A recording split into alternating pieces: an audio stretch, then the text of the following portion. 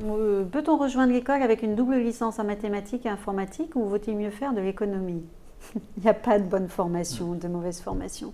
Comme je vous disais tout à l'heure en évoquant la diversité et le côté atypique de nos prospects, Lucas, c'est un diplômé de sciences de la vie, biochimie. On a des littéraires, des juristes.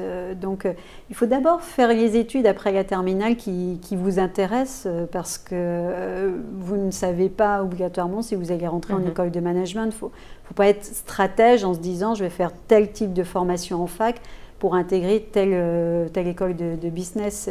C'est pas ça, c'est d'abord faire des études par rapport à une discipline que l'on juge intéressante et qui va nous amener vers un métier peut-être, et après donc en effet imaginer des concours. Donc on n'a pas de quota par rapport à des formations.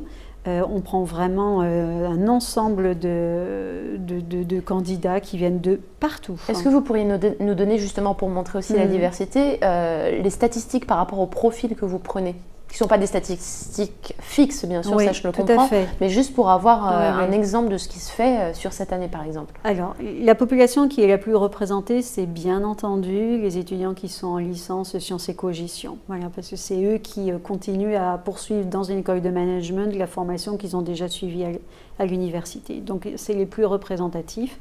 Après, ce sont les juristes. Voilà. Ensuite, des étudiants qui sont plutôt en lettres. Et puis, on arrive dans la catégorie des scientifiques, je dirais. Donc, c'est soit école d'ingénieur, soit informatique, soit la chimie, la biochimie. Il y a une infirmière également. Enfin, vraiment, il y a de tout. Donc, on ne se focalise pas sur une formation en particulier. Ça, c'est extrêmement important. On va attribuer en effet des points aux formations. Et puis quand il y en a qui sortent du lot, ça nous intéresse justement. On a envie de voir qui est le candidat derrière la formation. Ok.